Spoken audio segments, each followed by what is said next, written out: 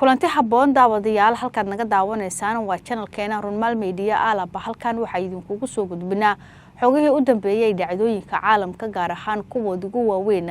intaad muuqaalka daawanayso waxaan ku soo gudbin doonaa xaaladda bariga dhexe oo faraha ka sii baxday qaybo kamid ah dhulalka Israa'iil oo holcooda uu baxayo Iran oo si laba jibaartay duqeymaheeda bartilmaameedkii sidoo kale jab culus oo soo gaaray Mareykanka xogii u dambeeyay ayaa halkan idinkugu soo gudbin doonaa hadii ay tahay markii ugu horeysay uu ku soo gaaray muuqaalkeena fadlan subscribe inoo dhig gambaleelka nafroosay ku soo gaaray muuqaalada kale xigaadii subscribe inoo tahayna muuqaalka inoo share garay laagino saarsi u gaar asxaab badan oo ku maadsantahay daawashadaada aynu ku bilaabno Iran waxay laba jibaartay duqeymaheeda bartilmaameedka sidoo kale weerarada tooska ay ka fulinayso qaybo kamid ah bariga dhexe sidoo kale wadamada Khaliijka Carabta Iran mar kale waxay wacd ay ku martay in dagaalka aysan joojin doonin oo ay meel adag ay ka istaagi doonto iyadoona ay sheegtay in xilligan ay isku filan tahay isla markaana ay haysato hub ku filan waxaana ay sheegtay in dagaalka hadii uu sii socdo ilaa 100 maalmood ay diyaar u tahay inuu dagaalkaasi sii socon karo hub ku filan ay haysato waxayna Iran markaan ay si laba jibaartay in weeraradeeda iyo sidoo kale duqeymaheeda bartilmaameedka iyadoo si gaar ah u bartilmaameysanaysa saldhig walba oo Mareykanka uu ku leeyahay wadamada Khaliijka Carabta iyo sidoo kale qaybo kamid ah bariga dhexe Iran waxay si gaar ah ay u bartilmaameysataa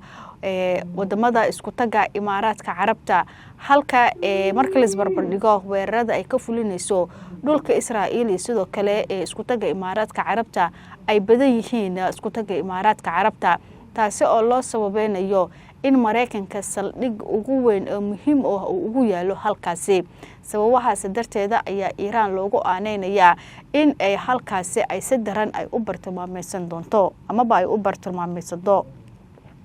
dhinaca kalena waxa la soo warinayaa in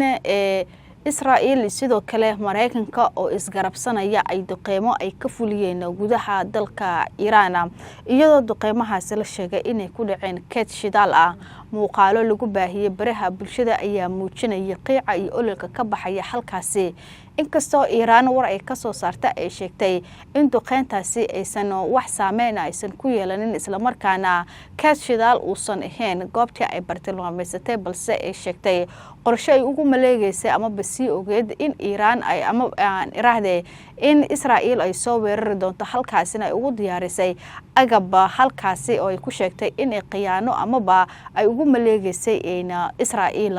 waxaana Iran ay sheegtay in Israa'iil marnaba aysan ka guuleysan doonin inta uu dagaalku u socdo dhinaca kalena Iran waxay soo bandhigtay saraakiil sarsare oo ka tirsan Mareykanka kuwaas oo sheegtay inay qabteen intii uu dagaalku u socday Mareykanka waxa uu ka yaqiiqsanaya ama uu ka xishoonaya inuu sheego in laga qabsaday saraakiil sarsare Iran ayaa markaan waxa ay jab culus ay ku gaarsiisay Mareykanka kadib markii ay kala soo wareegtay saraakiil kuwaas oo tiradooda lagu sheegay 12 inkastoo Iran si rasmi ah aysan u shaacinin tiradaasi balse ila sirdoon oo la helayo ayaa tilmaamaya inay ka kooban yihiin ilaa 12 sarkaal oo ka tirsan kuwa Mareykanka madaxweynaha dalka Mareykanka Donald Trump ayaa beeninaya sheegashada in Iran oo ah in dagaalka intii uu socday Mareykanka laga qabsaday ciidamo ka tirsan ciidankiisa Iran waxay sheegtay in ciidamadan ay soo taagi doonto sharciga isla markaana xukun adag ay ku qaadi doonto halkaasi waxa ka muuqata in Mareykanka guuldaro ugu soo hooyanaysa taariikhdu waa markii ugu horeysay tan iyo markii uu dagaalkan uu bilowday ay Iran ciidamo ay ka qabsato Mareykanka waxa sidoo kale jira maraakiib dagaal uu leeyahay Mareykanka iyo sidoo kale Israa'iil ay duqeymo ay bartilmaameysatay Iran oo kuwaasi oo khasaaro culus uu ka soo gaaray Mareykanka iyo sidoo kale Israa'iil oo isku dhinaca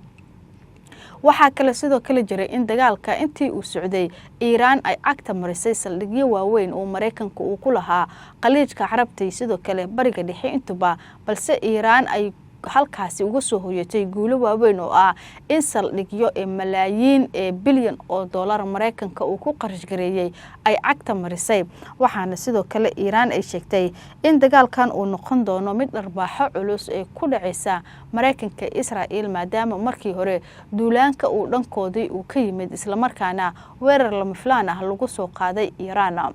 Iiraan markaan waxay soo kacsatay diyaaradaha dagaalka kuwoodii ugu dambeeyay kuwaasi oo inaba aanan qabaneynin raadeelrada diyaaradaha soo rida amaba kuwa loogu talagalay in diyaaradaha lagu soo rido. Iiraan waxa ay duqeymo bartilmaameed gaar ah saacadihii la soo dhaafay ay ka fulisay qaybo ka mid ah wadamada Khaliijka Carabta ugu horeyso Qatar, Bahrain, Kuwait, Sacuudi Carabiya iyo sidoo kale wadamo kale, iyadoona uu sheegay in Mareykanka in uu difaacayo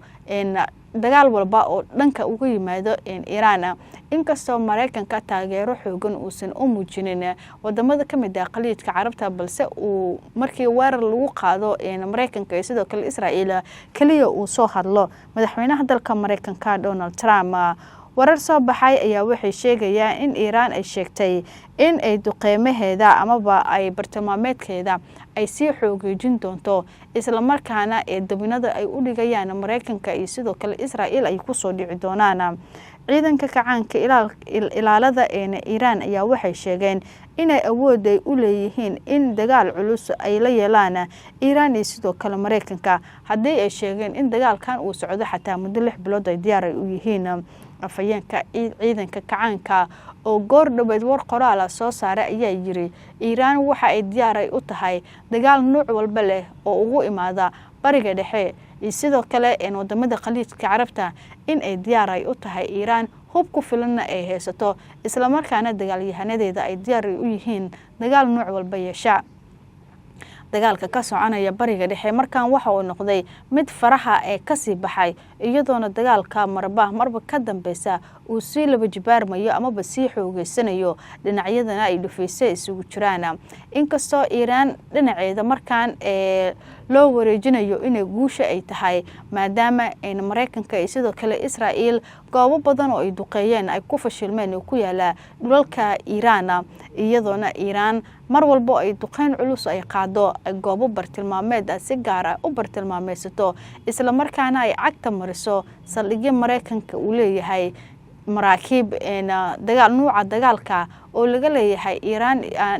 Israa'iil iyo sidoo kale Mareykanka. Iiraan markaan waxay diyaar u tahay in dagaal nooc walba leh haddii lagu soo qaado inay iska difaaci doonto. Waxay sidoo kale Iiraan ay sheegtay inaysan ku xadgudbi doonin dalalka deriska ah, balse haddii wadamadooda dagaal looga soo qaado ay ayadana ay duqeymaheeda iyo sidoo kale bartilmaameedyadooda ay u weecin doonto dhankaasi. wixii xogo ay ku soo kordhay la xiriira xaaladda bariga dhexe muuqaaladeena xiga ayay idinkugu soo gudbin doonaa. Haddii ay tahay markii ugu horeysay ugu soo gaara muuqaalkeena, fadlan subscribe inoo dhig gambaleelkana furo si ay ku soo gaaraan muuqaalada kale xiga. Haddii aad subscribe inoo tahayna muuqaalka inoo share garay like inoo saar si uu gaaro asxaab badan oo ku mahadsantahay daawashadaada.